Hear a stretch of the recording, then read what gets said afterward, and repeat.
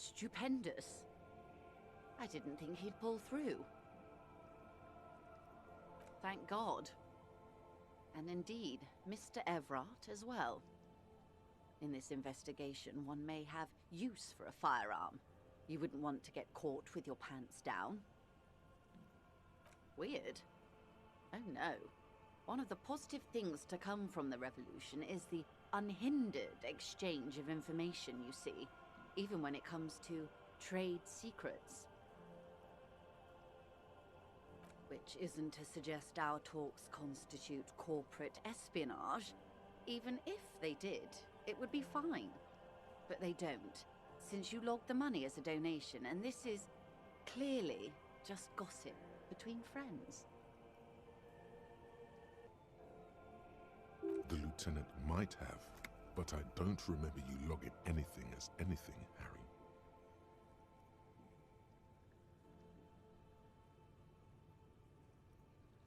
Sounds like he has you running errands, Detective. A well-established dominance ritual. Where did he have you deliver it?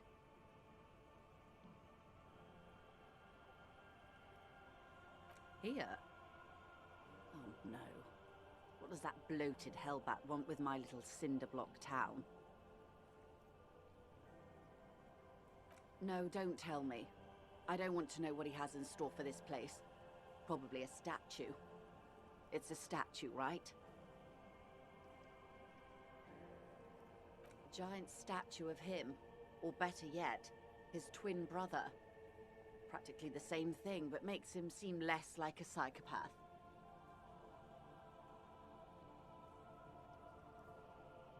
A youth center with Edgar Clare's statue on top of it. The humidity crawls under your skin. Your eyes track her gaze, past the net picker, toward the concrete square of the nameless village off the coast of Martinaise. The concrete plates cross to meet in an abstract shape. In them, small footprints, impressions left by rubber boots. Small rubber boots. Go ahead. Help him. Make it so. I have no power to stop him. What? 35, I think. Why? I have mutant's feet. Very small. The prints are hers.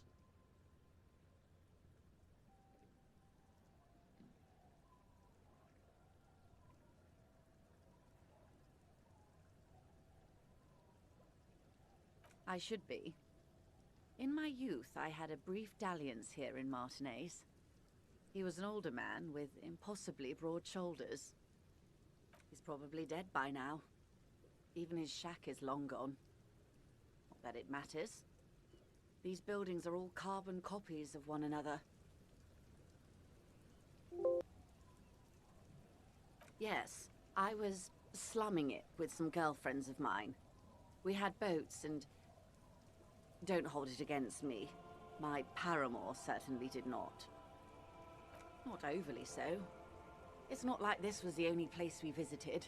Me and my girlfriends from Azon with our shiny boats. Like reavers. We told ourselves we were the worst thing to happen to the coast since the Coalition landed in '08. Imagine. First, there won't be a youth center. Whatever he has told you or the residents, it'll be something horrific. Perhaps even worse than a statue. So yes, I do. A fishery. I've been speaking with Lillian here. She gave me the idea. The infrastructure is all here, and with my connection, sadly, it's just one of the million things I'll never get round to. I just have to accept that I'll never be the rich candy girl who goes around solving people's problems with money. Yes. I'm sad I'll never have the time, Detective. I've always... She is more defensive about it than usual.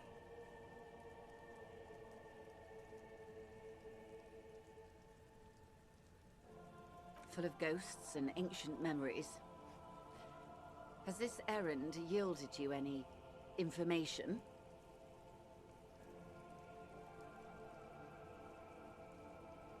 A takeover?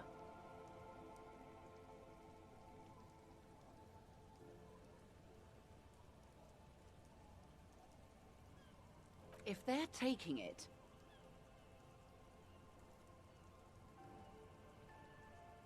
Green livery, changing into red, blot by blot. Like a cancer of the blood, metastasizing. Then we're talking about a war. Evrart needs to let me into the harbor at once. We need to talk about this. They most certainly are not. Crenell has 1,000 men on their payroll. The next batch will be a platoon of 20 men and a gunship.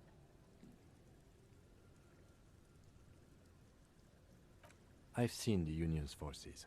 They are better organized than these mercenaries. They also have the support of the people of Revachol West. It will take more than Crenell to wipe them out. Wild Pines will need to send more and better equipped men. Make no mistake, ma'am.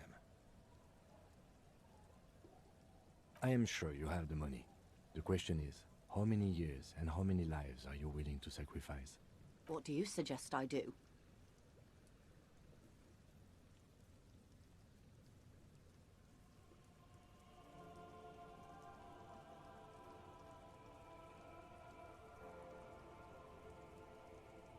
Everything affects the decision-making process, Detective. Officer? For once, I don't seem to know what the right thing to do is. Of course. Your job is to clean up after them. And it looks like there will be a lot of cleaning to be done in the near future.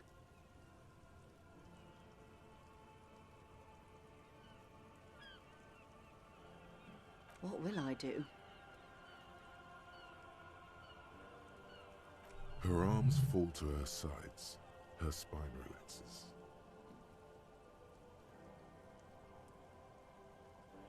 Did I ever tell you how they discovered this Isola? During our reality lowdown? It may be the only break we've ever caught as a species. The last one for 400 years. The nations who colonized this Isola called theirs Muindi, the world. It was all they knew, all they thought would be. That there would be something more was a gamble, akin to another world, or life after death. The Pale was thought to be impregnable, perpetual. Irene la Navigateur, the Queen of Suren, sent 8 expeditions, one after the other, into the mass at the edge of the world. 5 of the crews did not return. 2 did, but had lost their minds. It was anything but normal. There was no precedent. People thought she was punishing the admirals, or had gone mad, or both. Until after years of trial and error, and the development of a strict psychological regime imitating the creation process of poetry. Called Volta Doma, or Return from the Sea. The 8th expedition returned sane and intact. They told of a new continent of matter. They told the Queen and her counselor, Dolores Day, that the Pale had begun to condense, day after day, hour after hour, minute after minute.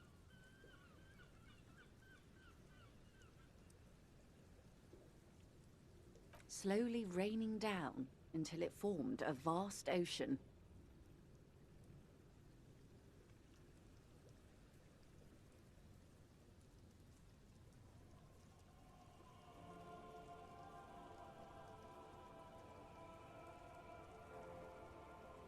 The air is cold and scented with petrichor.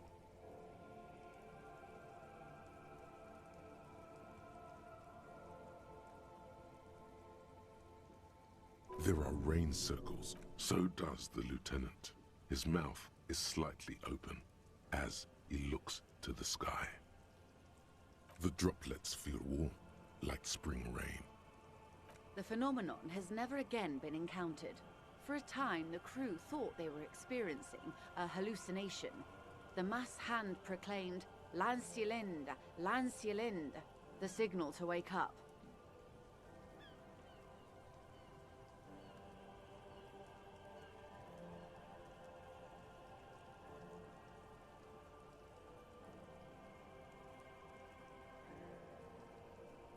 But they could not. They were sane and conscious, as islands began to appear on the horizon.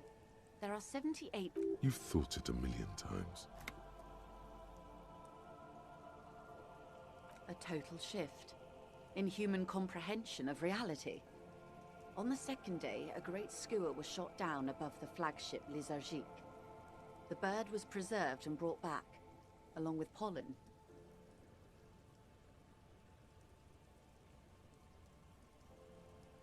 Four years later, the Queen's Counsellor was proclaimed Her Innocence Dolores Day, the elected world spirit. The age of humanism, internationalism, and parliamentary rule followed. We were high.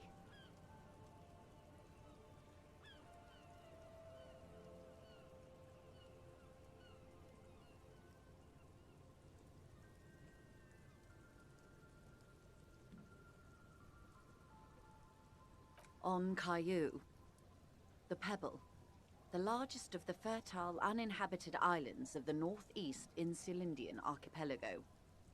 4 centuries and 2 revolutions later.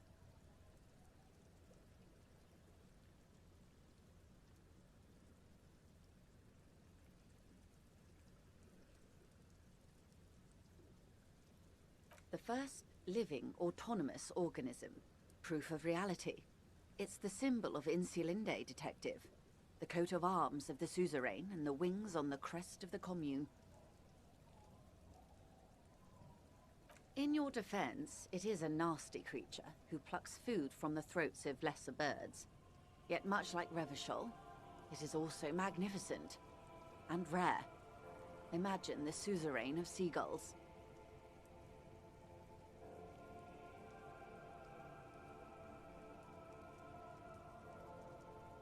The nations of Mundi proceeded to discover 5 more Isolae, or they discovered us, all in the rush of the great inter-Islary reconnection. But these others weren't uninhabited. We had to kill people there, wipe out indigenous populations, gunboat economies, or they came to do the same for us, or had done to each other. But here,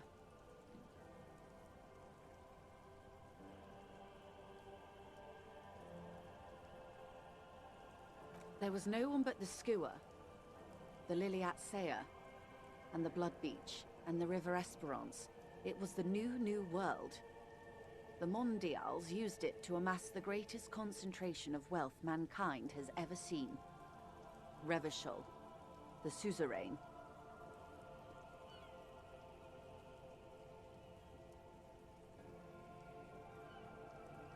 Revolution, poverty, and the mercurial rise of capitalism.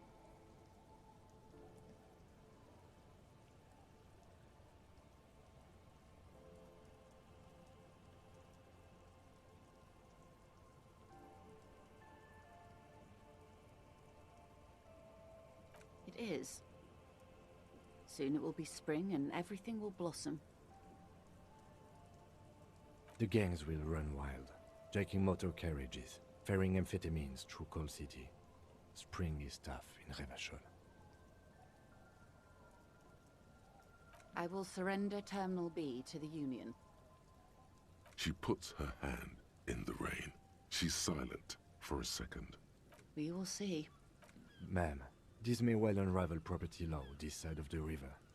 If that occurs, we may never see the end of this kind of confrontation. The next time there will be 2 strikes, then 4, then 100. What happens will happen.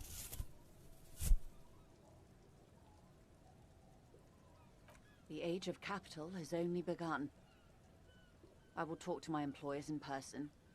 We will amputate and cauterize Martinez, if you handle the situation on the ground.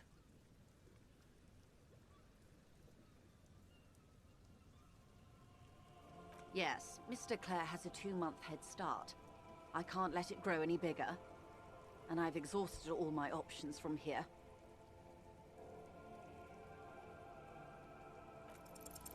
There are no employers. She's a member of the board. Probably a partner. You are the citizens' militia. There are no superiors. That's right, Detective.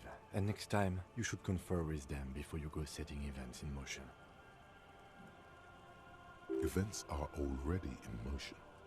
Whether your actions accelerated or momentarily retarded their progress, even the lieutenant cannot really say.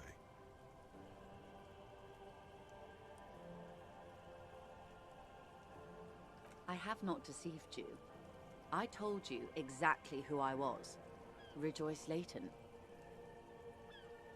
Keep the peace, and I will keep my end of the bargain. How far along is Cronell's investigation? A confrontation is imminent. They have followed in your footsteps. As your investigation reaches a climax, so does theirs. They are your shadow. Arm yourselves. Armor yourselves. Protect their targets. Violence may be unavoidable, but we can limit the casualties. Soon. I do not know precisely. They have cut off all communication, you see. They know I've been feeding you information.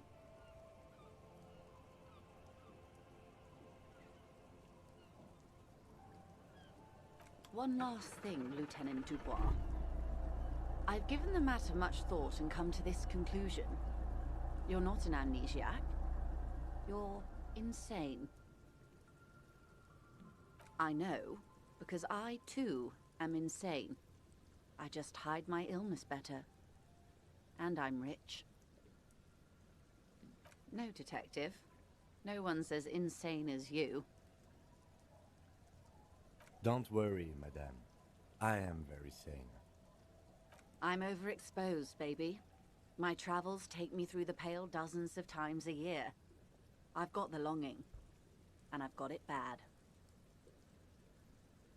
The same strict psychological regimen the 8th Admiral developed when he crossed the Pale and discovered this Isola, the Volta do Mar. It's used by inter-Easlary travelers and other troubled souls, even to this day. You could use a little of it yourself.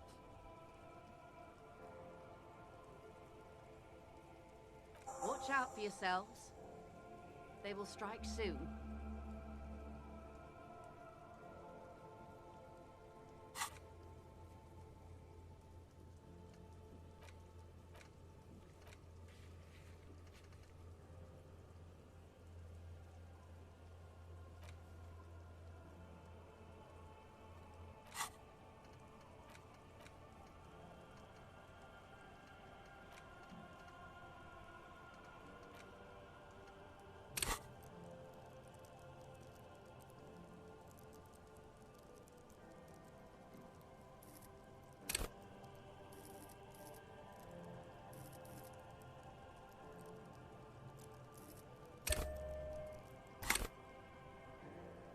The lieutenant watches her boat grow smaller on the bay, its white sails fluttering. With worry in his eyes, he does not know if it was the right thing to do, but he doesn't say anything. You wonder what Everard has to say about this. Slowly, the sails turn grey-blue as more oxygen gets between you.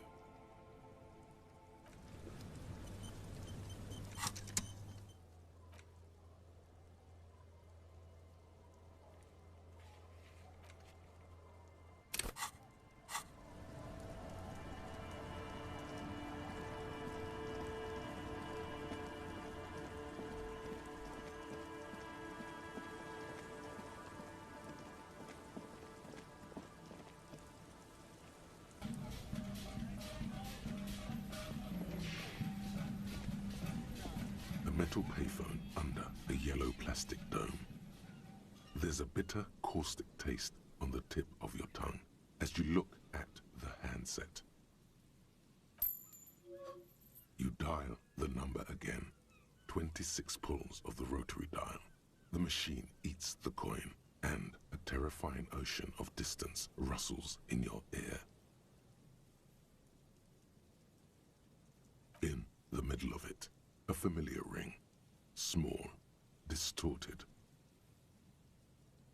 Calling. Calling. Calling. Calling. Calling.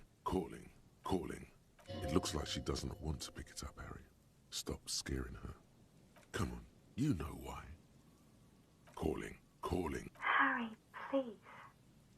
Underneath it, she is naked and warm under a blanket.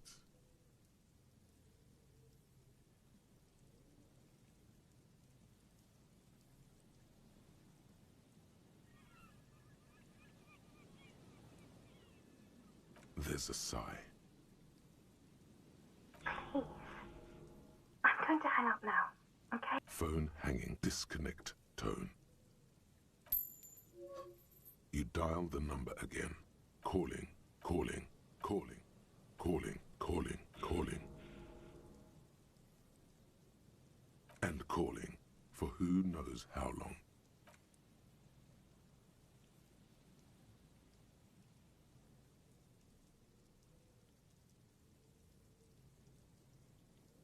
The cold metal is hard and hurts your knuckles. You look at them, turning purple.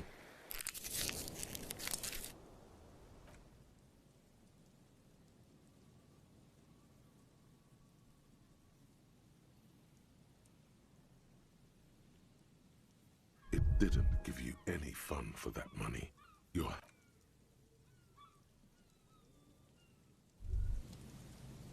bent metal, broken glass. You are the destroyer, the bane of inanimate matter.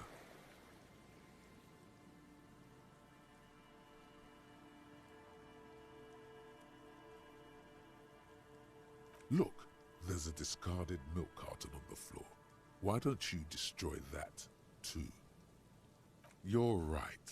That's definitely not the behavior of a destroyer at all. That's just severe anger management problems and a disregard for property rights.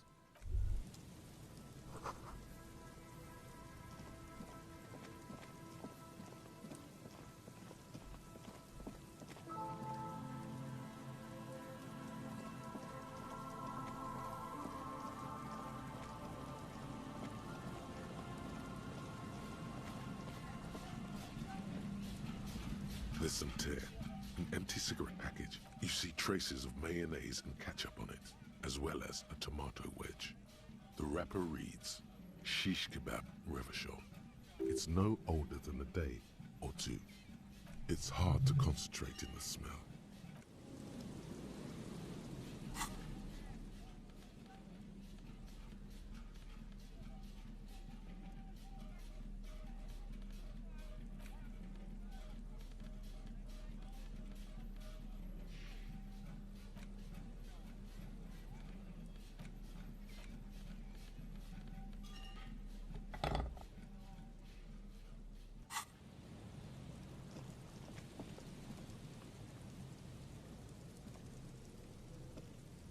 Yes?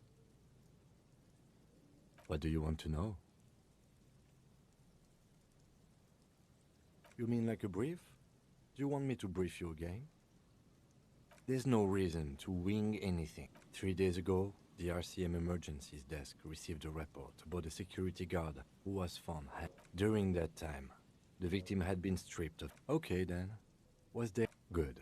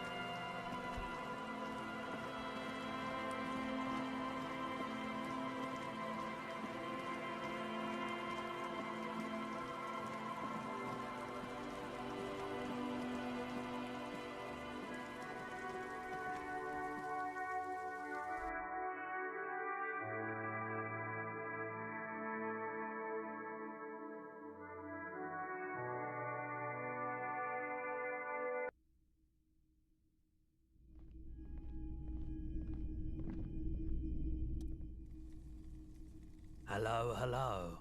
Let me know if I can help you with anything. I doubt it, but I do my best to keep my... He doesn't know it. No one likes to see. The pawnbroker's gaze is already fixed on the dancing colors. Sure, let me have a look. Oh, no. I don't like those kinds of objects. No such aphotic paths, counter-radiance networks, anti-magnetism. You have absolutely no idea. I'm not purchasing any more clothing. All right, let's see it. Oh, no, no, no, no.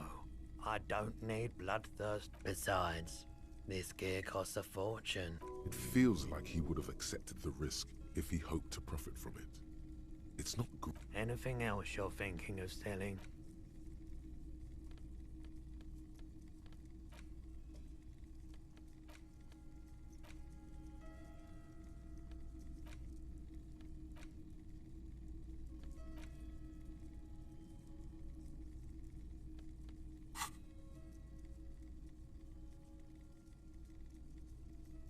Another time, perhaps. Traffic? I'm sorry, officer, but now that I think... That sure narrows down our list of... Jacob Ove? Do you think it may have been Jacob Irv who drove over you? It's a logical explanation. You see rows of toy soldiers guarding the rest of the... They're not all blue. These figurines also wear gold coats and caps. This is what the loyalists look like. Which ones? All the old boomboxes are there. What a shirt. All other shirts pale in comparison to the muscular man with antlers and immense zwa.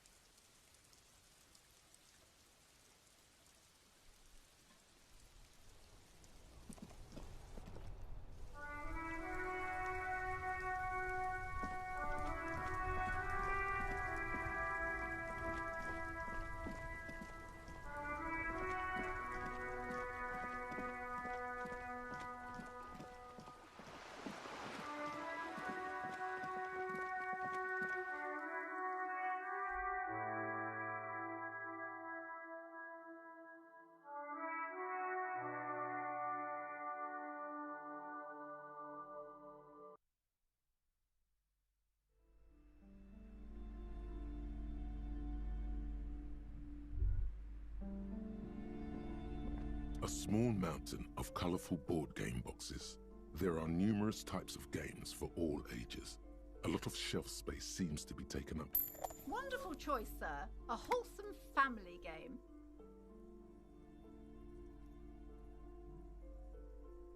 If you say so, but you better stay away from those immoral occult rituals. An endless variety of... There's also books in a board game section. A towering mountain of colorful board... One Browbritter is a fun game of economic competition. Then you're a lucky... For playing with friends, I'd recommend...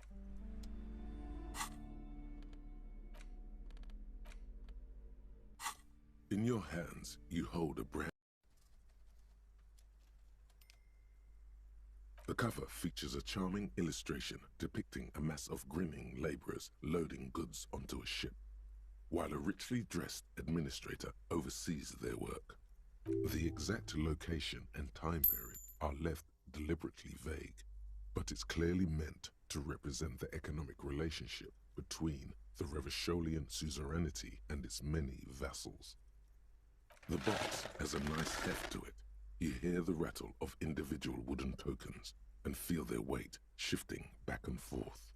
Even before you open it, you can tell that this will be a meaty game of grand strategy and complex player interactions. The plastic wrap rips off as easily as a bodice in a tawdry historical romance.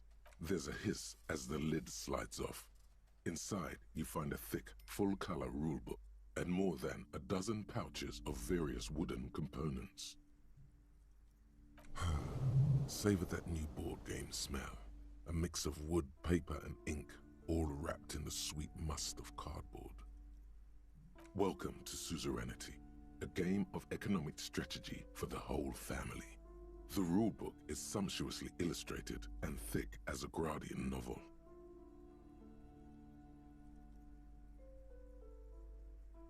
The colorful illustrations depict cheerful workers picking apricots, hauling marble sculptures out of crumbling temples, and harvesting a strange magenta-leafed plant. Everyone is smiling. You begin to suspect there may be a political agenda to this so-called family game. Only one way to find out. The instructions are opaque at first and introduce many concepts you're not familiar with. Fortunately, there are many diagrams and examples throughout. You soon figure out the basic conceit. Each player represents an administrator for the suzerain of Revachol.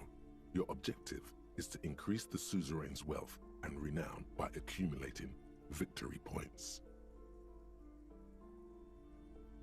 That's where the suzerain's vassals come in. The game features 4 vassal nations, each one home to an economically important resource. Each turn, the player collects resources from vassals where they've placed workers. They may then rearrange their workers, fulfill contracts for coin and bonuses, or build structures back in Revachol.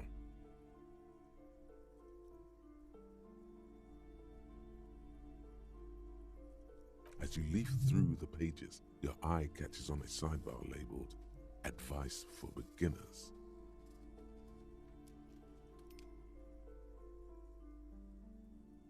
Remember, there are many paths to victory in suzerainty, but successful players will find one strategy and commit to it wholeheartedly. Boring, boring, boring. Tear up this rulebook and commit some old-school atrocities. The actual scoring system appears infinitely complex, with a series of tables and appendices required to compute each player's final victory point total. You skip that part for now. You open up a number of pouches containing wooden tokens. There are also several punch boards with other cardboard components that will need to be punched out before you can play. Each cardboard token makes a satisfying tsk as you pop it out. Soon, a neat pile of cardboard coins and counters has accumulated before you. What? You're not going to offer to let me punch any of them out?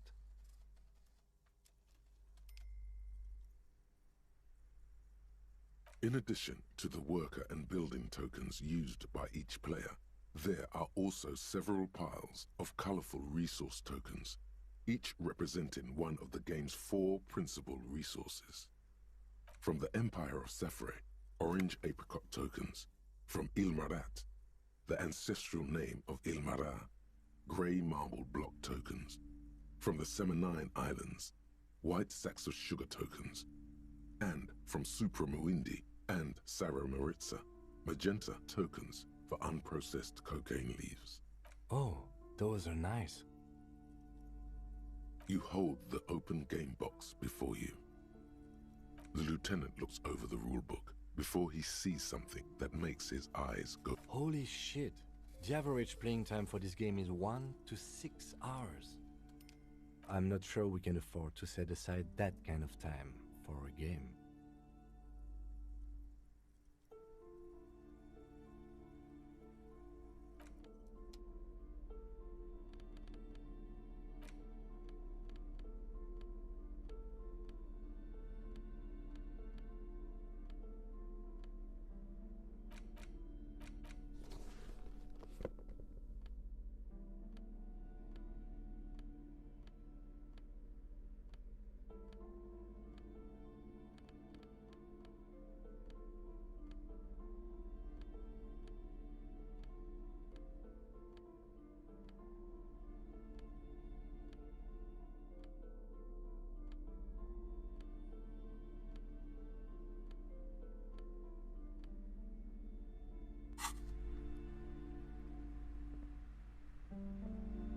Yes?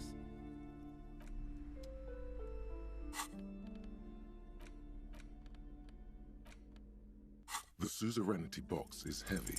What? Does the lieutenant hate fun? The lieutenant gives you a sour look. He may or may not hate fun, but either way, he does not appreciate your attitude.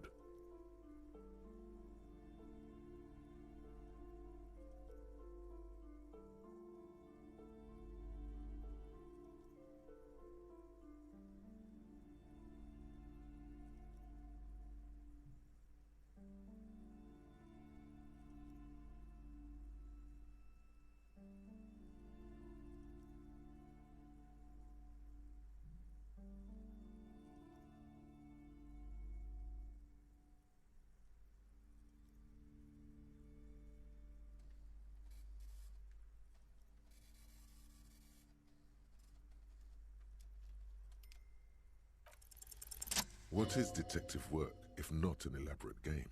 You need logical inference, attention to detail, the ability to analyze your opponent's motives.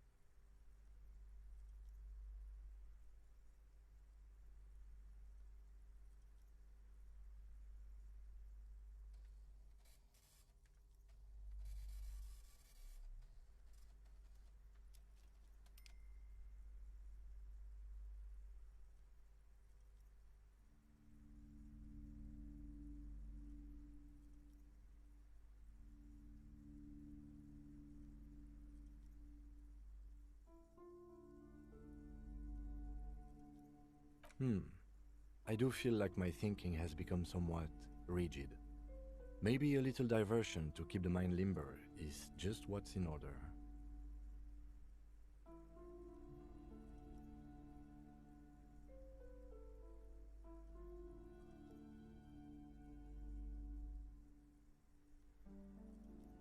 See? He's doing the hard work himself. All he needed was a little nudge.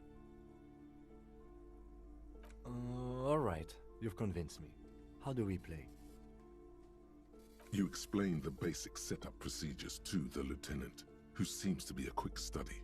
You each take your bag of tokens and counters and unfold the board between you. In the center is the crown of Revachon. Radiating outward are her colorful vessels, each one supplying some raw material desired by the suzerain.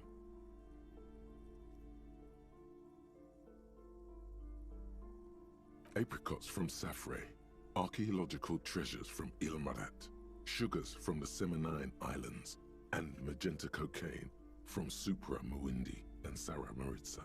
There's also a neat little log to keep track of your progress, in case you need to put the game away and return to it later. The lieutenant goes first. He draws a contract card and moves several of his workers to the Safre territory of the board, and the others to the Seminine Islands.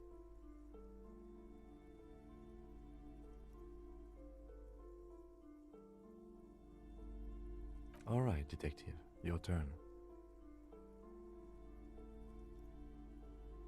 You have a few options available to you. Will you try to fulfill contracts right away, or rearrange your workers to maximize production on future turns?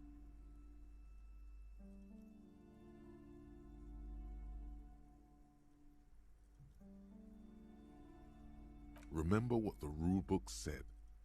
You'll want to choose a strategy early on and stay committed to it.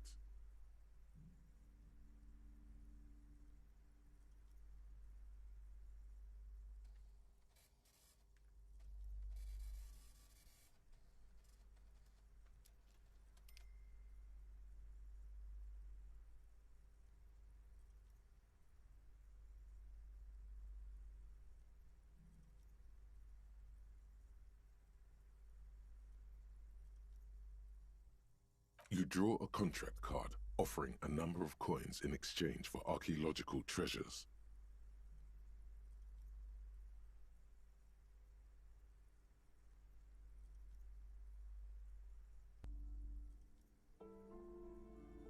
You place all your workers on the Ilmarat territory. On your next turn, you produce 6 units of archaeological treasure and fulfill the contract for a handful of coins. Not bad, detective.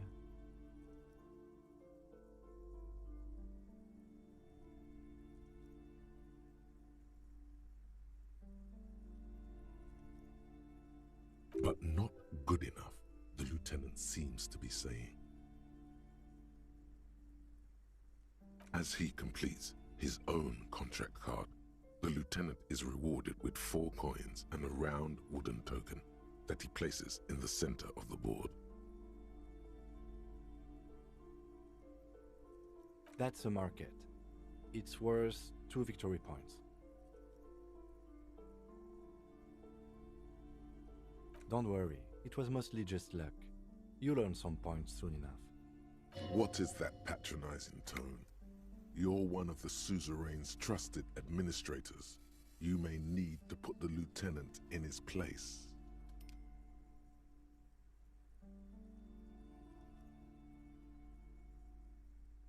Points are nothing. They don't exist. They're just an arbitrary convention that games use to reward or punish players for certain behaviors.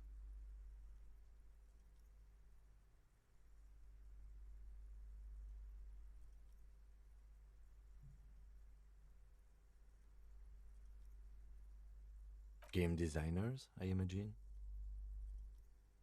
There are some paranoid types who believe the moral intern keeps detailed score sheets for everyone in the Real Belt, but that's obviously nonsense. Otherwise, no. There are no points, just your actions and the consequences of those actions. Just like there are no honor points, none whatsoever. That's just the way it is. Now, I believe... Glancing over the board, you see several possible strategies. Pressing more workers into service would increase your economic output and help you to survive a possible Those aren't your only options. You could also show your workers how much you appreciate them by investing some of that wealth in them. After all, they're the ones producing wealth for the suzerain. Well, sure, you can do that. It's just not a terribly effective strategy, but then it's up to you. That's up to you, detective. But remember, the objective of the game is to earn victory points for the suzerain. You should probably pick one strategy and stick to it. Trying to do a little of everything is usually a bad idea.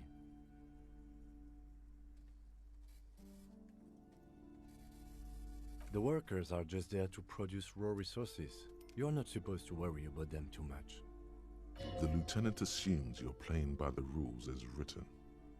But what's the point of playing if you can't make your own choices? To the lieutenant's puzzlement, you spend several turns building various improvements to your territorial infrastructure. Soon, your workers have access to clean water, paved roads, and basic hobbies. In return, they produce 1 extra resource per turn.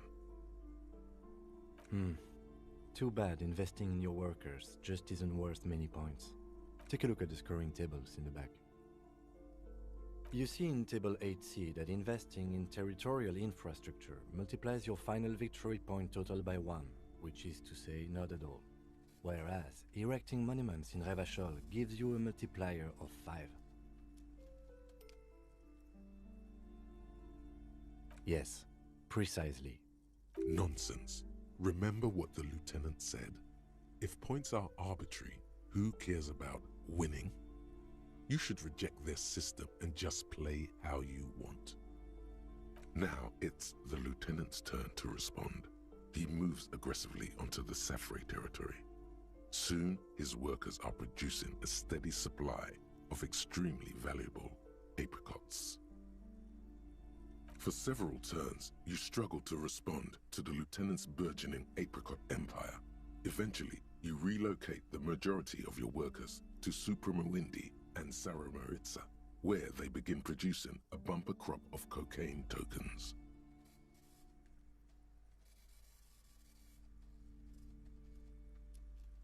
You draw a new contract card. According to the text, there's an aristocrat willing to trade a large supply of cocaine for a number of coins and access to a rare bonus.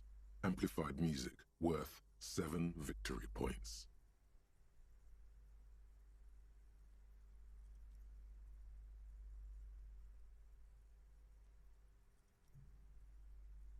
Oh yeah, baby. Cocaine and rock music go together like cocaine and rock music. You know, this isn't unlike the situation the historical Revacholian suzerainty faced in Safre in the middle of the last century. Well, the suzerain was looking for new markets for all the cocaine it was producing, and it settled on Safre. By introducing cocaine into Safre under exclusive contract, the suzerain created an extremely valuable captive market for an extremely addictive product. If you could somehow get the lieutenant's workers addicted to your cocaine, you could not only make them less productive, you would also force the lieutenant to pay you for your cocaine tokens each turn. Yes, you can. It's right there in the rules. Now's your chance. Show the lieutenant what happens when he patronizes you. You've reached a critical strategic juncture. How do you respond to the lieutenant's aggression?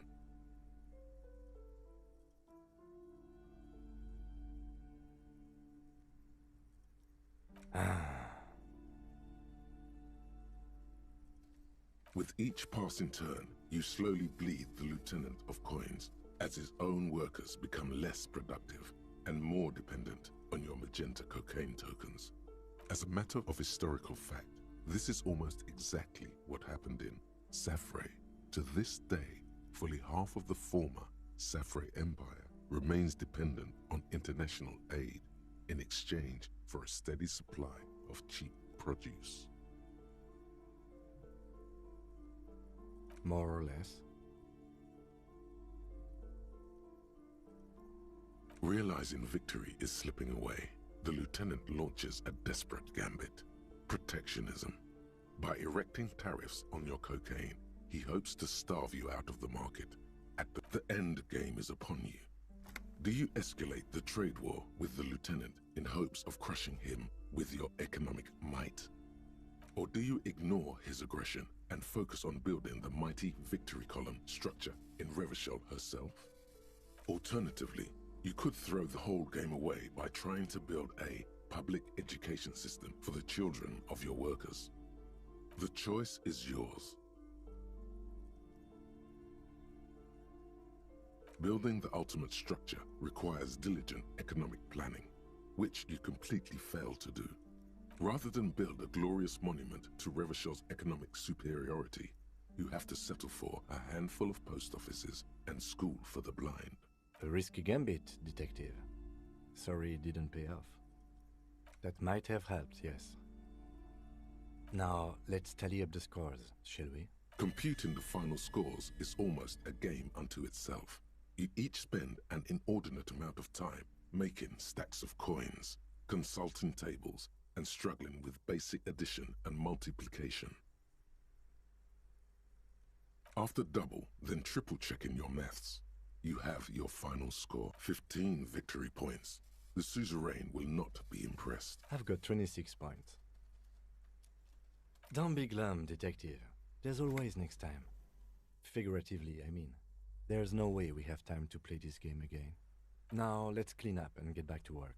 You hold the open game box before you.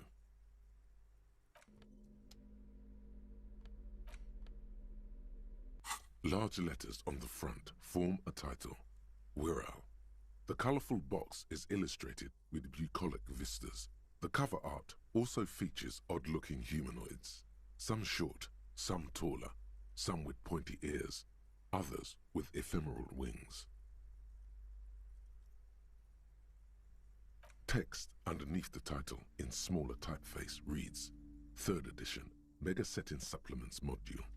The side panel adds a sword and sorcery adventure board game with new maps and miniatures. Mysterious things rattle inside. What could they be? Dice? Plastic miniatures? A fantastical alternate world full of magic and wonder? None of that witless man from Heimdall, fascist dross, hidden behind faux realistic allegory. Ural is no cliché-ridden apologia for colonial violence.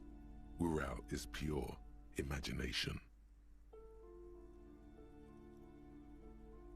Yes, the Wirral setting is known for its complicated system of political alignments. But if you're not into that, you can just hack your way through dungeons in search of loot. That's what most people do.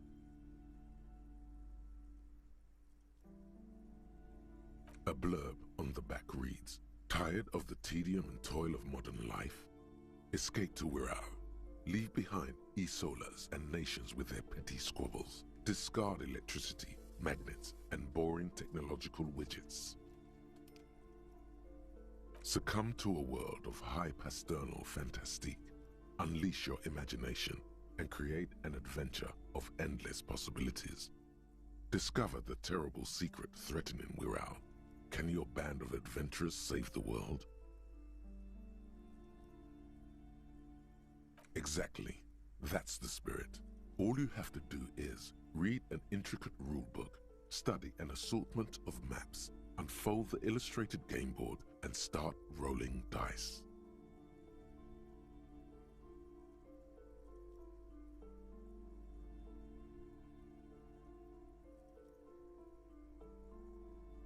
In no time, you could be romping through grasslands with low-level characters, hunted by Iskala riders, or battling unspeakable monsters in endless dungeons fraught with danger and despair, conjuring up forceful magics to aid your quest. Don't forget heated arguments escalating to physical confrontation with your friends.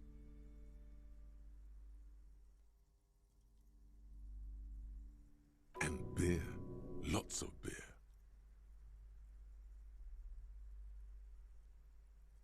And most importantly, never forget to rage quit if the dice don't go your way. You pry open the box. Inside you find a folded up map, a small booklet, a 24-sided die, and a little plastic figurine. A reprint of a crude hand-drawn map. The top left corner reads, "Lands of Wirral." The map features both small villages and mid-sized towns with odd names, in addition to meadows, forests, hills, lakes, and seas, also with odd names. It doesn't seem to correspond with anything you've seen thus far. It's not a very helpful map. A quick guide to the magical races of Wirral. Create your own hero, choosing from any of these completely unique and fantastical backgrounds.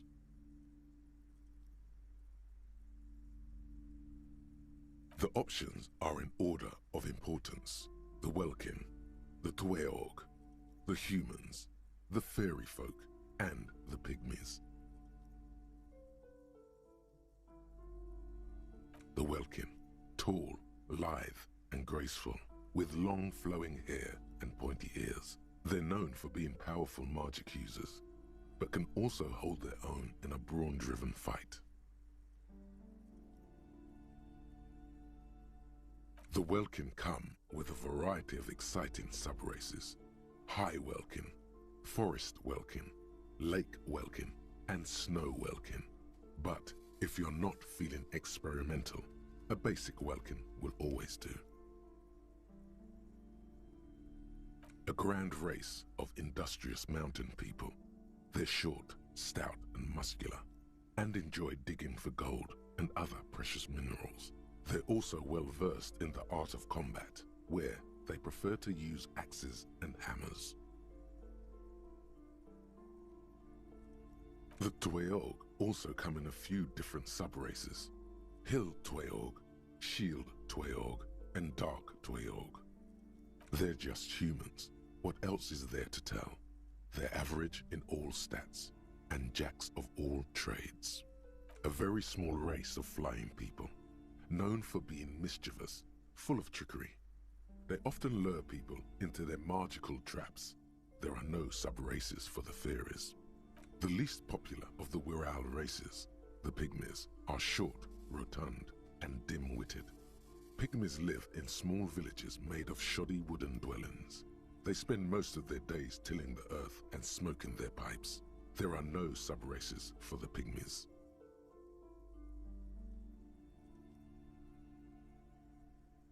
It's made from some sort of wood and has been decorated with peculiar plant motifs. You don't know much about dice, but this one looks pretty damn fancy. You place the die into your pocket. It's always good to have luck on your side. You see a man in ragged clothes wearing a lopsided hat and wielding some sort of a firearm. Huh, interesting. A communard. A communard. One of the leftist revolutionaries in the anti-centennial revolution. The figurine is not a part of the real game setting. I guess someone misplaced it during the packaging process. I have a feeling the figurines are more there to set the scene than anything else. You pick the figurine up by the base to meet your gaze. The little plastic man stares back at you, his face contorted into a disturbing shout. Then you pocket it. A colorful box with the title Wirral in bold letters. It's a board game.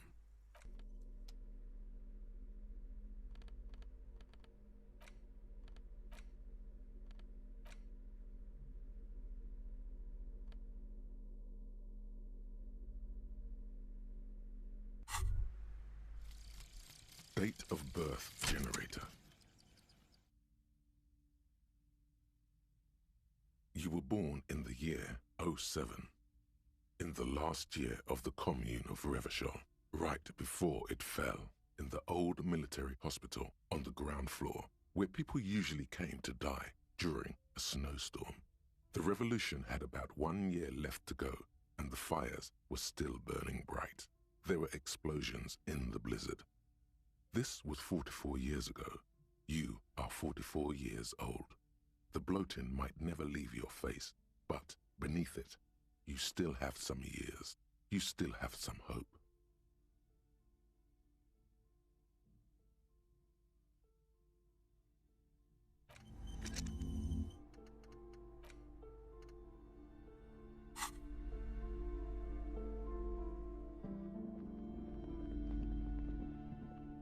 Shelves filled to the brim with crime novels featuring the supposedly stalwart Vespertine detective, Dick Mullen. Of course. Such violence and immorality. I mean, enjoy. Crime fiction is a disgrace.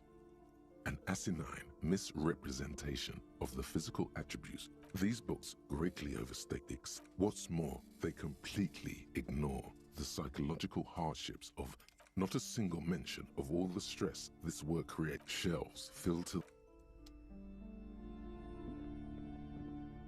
shelves full of biographies of famous people. Browsing through, suddenly, high-speed next to Earth, next to that. I really I'm sorry, I did not... Several maps have been... The maps look old and faded. The north coast of Avert to the east, Hudon. It's so small. No, cold. No, this is...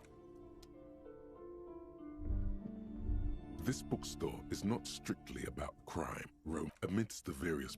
These three... The point of the book, and various paranoia...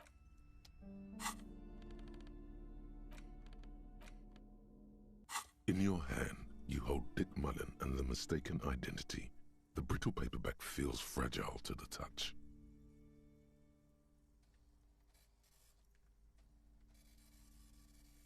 The cover features a pastiche of different scenes. In the foreground, a man in a dark overcoat clutches a pistol to his chest.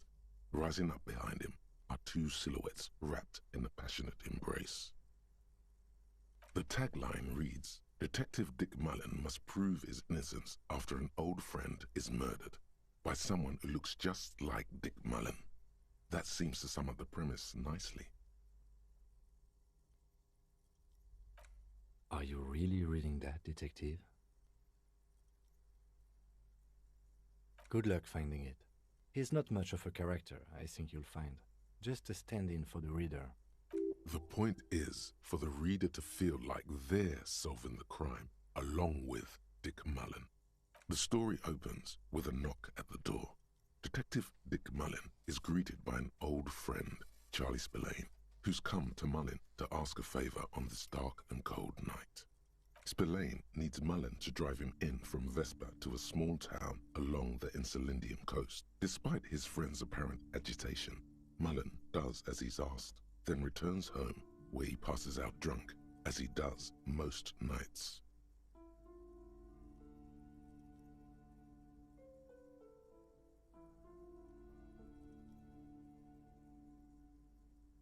Two days later, Mullen is arrested by the Vesper police and charged with the murder of Charlie Spillane. At his interrogation, Mullen learns that Charlie Spillane was shot in a bar in the very town Mullen dropped him off in by a man matching Mullen's description.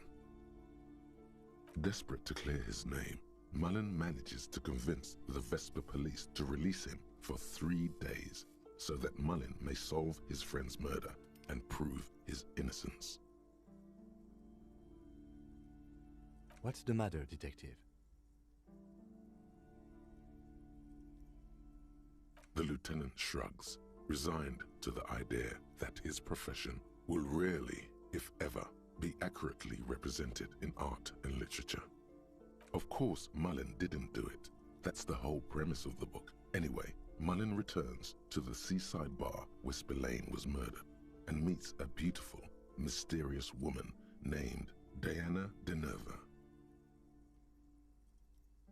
Deneuve reveals that she was Spillane's lover and that he was mixed up with a local amphetamine smuggling operation. As soon as Mullen begins pulling at strings, the whole conspiracy begins to unravel.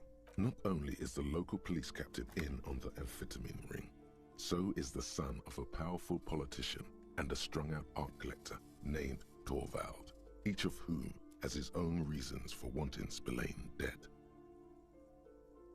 A typical privileged twat. In all likelihood, he's just in over his head. He does bear a personal grudge against Spillane, though, a former prosecutor who nearly brought down his father's administration. The kid doesn't exactly have Dick Mullen's manly build, but he is the correct height, and while interrogating him at his home, Mullen did notice a certain overcoat that looks suspiciously like his own. Outwardly, the old police captain is a real law and order crypto-fascist, a barrel-chested man who's beaten his share of suspects to pulp. But he's also dirty and increasingly paranoid that someone's going to expose his role in the drug ring. He would certainly have the motive and the means, but the captain walks with a noticeable limp from an old war injury. Is it possible that he was able to conceal it long enough to commit the murder? Torvald, the art collector, is a strung-out mess. Frankly, it's hard to imagine him holding a pistol steady enough to actually hit someone, let alone plug them 3 times in the chest the way Spillane got did. That said, Torvald and Spillane have a long history, and while interrogating him, Mullen discovers that Torvald was once involved with Diana Deneuve. Could it be that this is all over a sordid love triangle?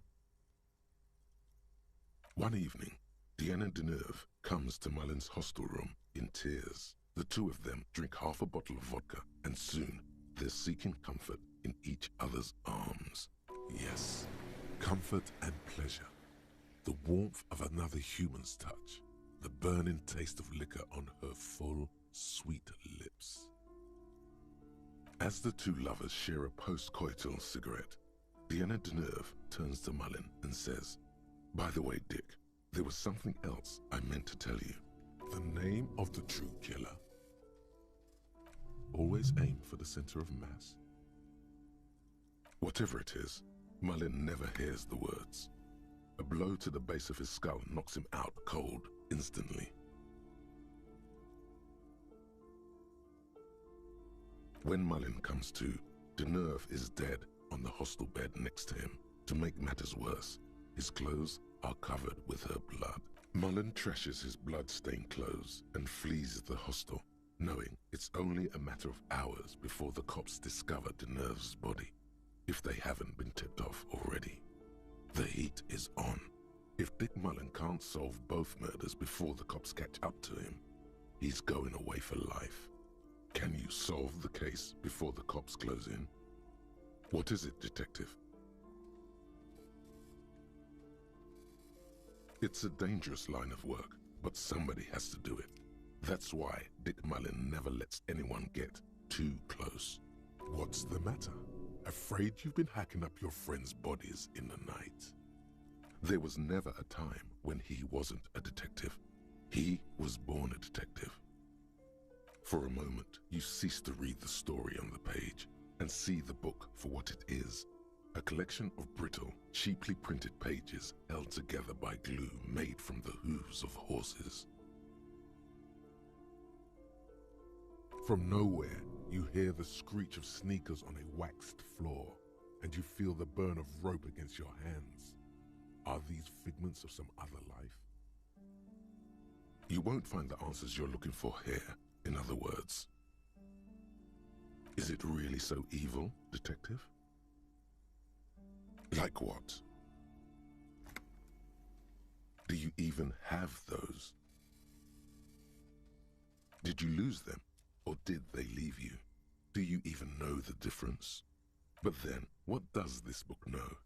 It's just a poorly made piece of pulp garbage made to be consumed and discarded. So, who did it, detective? Who killed Charlie Spillane and Deanna Deneuve? Could be. Who knows? Only one way to find out. You begin furiously flipping through pages. Even as you know these books follow a series of well-worn tropes, you find yourself completely engrossed. You're turning pages so fast, you don't even notice the ancient spine coming unglued. You try to grab the pages as they come loose, but your fingers aren't quick enough. They're gone. Dozens of pages scatter across the floor. The last fifth or so of the book seems to have been lost. It's possible that you could gather and reassemble the pages, but it would take way too long. Ah, yes. The problem with mass-market paperbacks. They are not made to last. Perhaps this is a sign that you should get back to solving your own murder, huh, detective? Don't forget, it could have been the delirium tremens. In your hand, you hold 4/5 of Dick Mullen and the mistaken identity.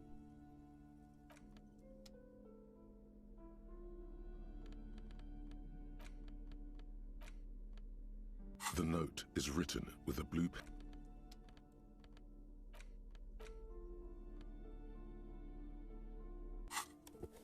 It's arson, petty theft, spousal. You don't exactly close them. So much thin, see-through copper. The rest of the stinking set, it takes about half an hour to piece one together, using the system you've devised. Which one do you want? AKA Leslie and Burke. AKA the public indecency drunk and the property damage drunk is a cursed case. It has been passed from unsuspecting officer to unsuspecting officer for 10 years. On January 29, the unsolvable case made its way to you. Why you accepted it, it is unclear. Every officer, and indeed most civilians in general, know it's unsolvable. You were so drunk, you didn't remember what it was when you signed on. That, or you were high. Leslie will always take his pants off when he's drunk. Burke will always trash everything. It's just what they do. It is their nature. You cannot change the nature of a man, and you can't lock them away because public indecency and small-scale property damage are not punishable by incarceration. The only way for Leslie to stop flashing his genitals to bypassers and for Burke to stop dismantling signage and rear-view mirrors would be for them to stop drinking alcohol, which in their 40s or 50s, it's hard to tell because of their distorted features, is a medical improbability on par with you ceasing to produce the expression.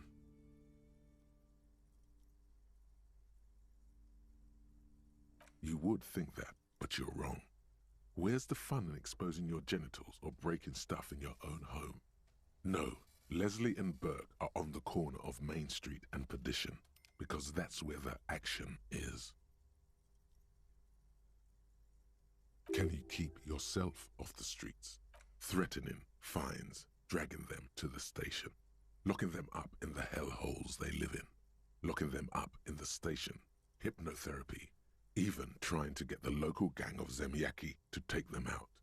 The Zemyaki gave them ethanol, so Burke and Leslie would expose and rampage even harder.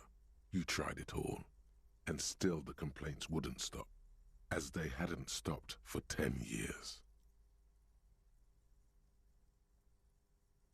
It's plain to see from the files that you, Satellite Officer JV, and Special Consultant TH had more important cases to attend to. You uncover cross-reference to several ongoing investigations, each brought to a standstill every time you drive down Main Street, because there they are, on the corner of Perdition. And what is Leslie doing?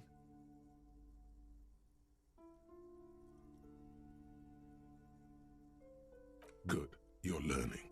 If the files are to be trusted, that's all there is to it. That and Burke breaking things, and the fact that they're both drunk. But then again, so are you. The case becomes considerably less comic one day when Burke takes a swing at your ledger. He must have it confused with the property he likes to damage, but the joke's on him.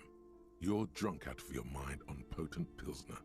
You slam the hardened plastic board in his face, then you proceed to beat him unconscious with it. In the process, the ledger sustains damage. The compartment within, reserved for permeable documents, is jammed shut.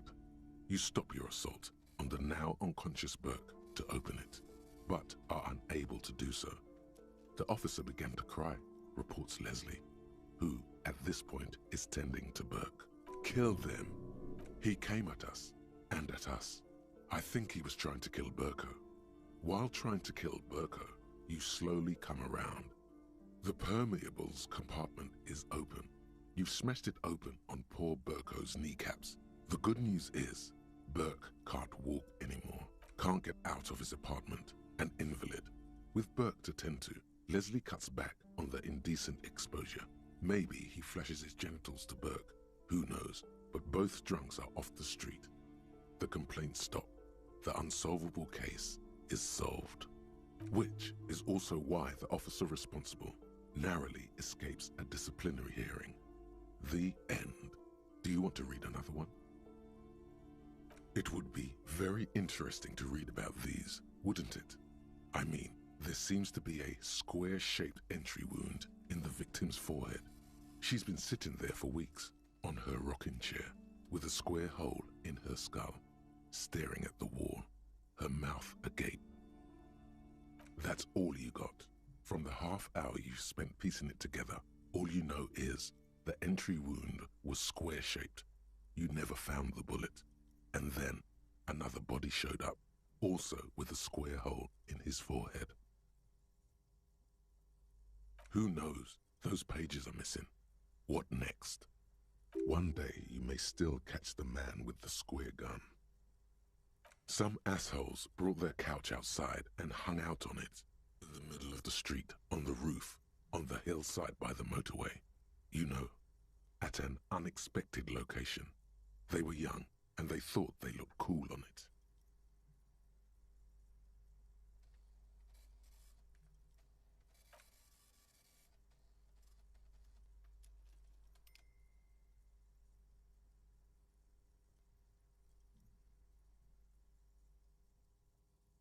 They were leaving it out in all these unexpected and whimsical locations.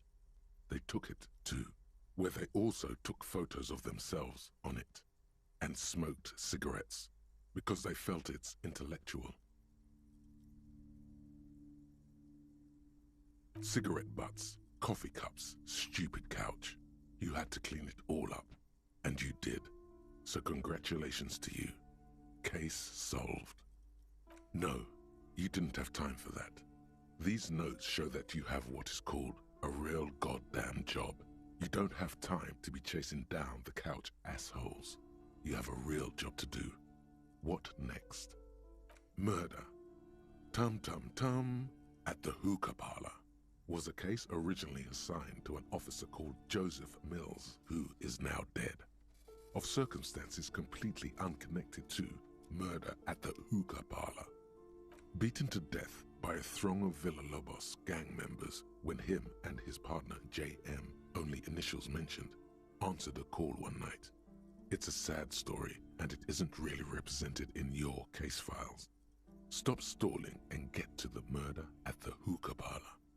Joseph Mills was on this case that he just couldn't solve, was doing it solo, said it was a real nutcracker, a real brain twister, was on it for, like, a month. The captain got impatient. Shit or get off the pot. Mills didn't get off the pot. Not yet. He kept at it for a couple of weeks more, racking his brains, running with every theory, as outlandish as they seemed. Still couldn't solve the murder at the hookah parlor. Tough case, he said. Toughest he's ever had. No, he was awful. Awful sense of humor, too. The worst jokes you've ever heard. Really rapey. Still, he'd been on it for months now. Said it was the final case. Said it was uncrackable. That murderer vanished into thin air. That goddamn hookah parlor was all he talked about. Okay, so the case is handed to you because Mills isn't getting anywhere, and you look into it. Here's the setup. A young man is found dead in a hookah parlor. You know, those places where you go and smoke bubblegum-flavored vapor all day.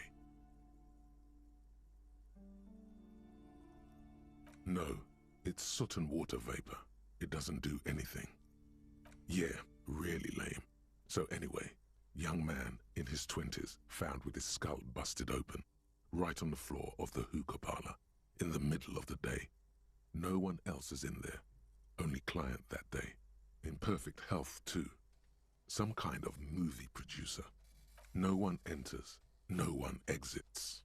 He's just sucking on his watermelon hookah all morning, all noon, like he usually does.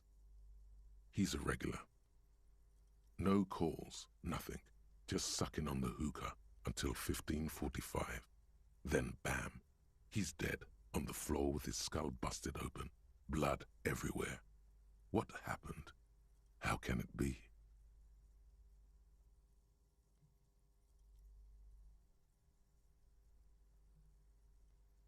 Mills has no idea. Invisible assassin.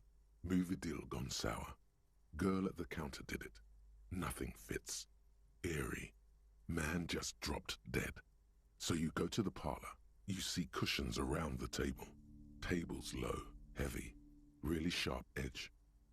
See? You can't even read the thing without solving it. Yeah, it was that. Turns out hookah does do something. It turns off your brain's oxygen supply, and you don't notice it until you get up to go to the bathroom. Yeah, he liked his hookah. Stephen was his name. Smoking hookah. Didn't you hear? I don't know. Trying to come up with a movie script, maybe. Anyway, that was murder at the hookah parlor. Joseph Mills wasn't a good detective, and about 30 minutes has passed piecing it together. Next. Not much has changed in the meanwhile. A bunch of... Without resistance or sound, the two panels move against each other. The compartment is now open. Inside, it's slightly. Your hand shakes. You're flushed with adrenaline.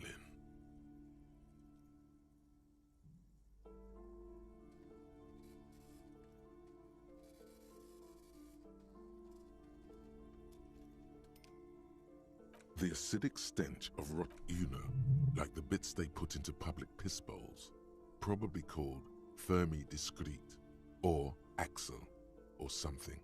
At some point in its journey, the ledger has seen the inside of a public toilet. If you knew it was dunked in the toilet before getting chucked into the trash, why are you sniffing it? Torturing your own nose for no reason is not conducive to case cracking, bud. Your nose is somewhere between grateful and resentful.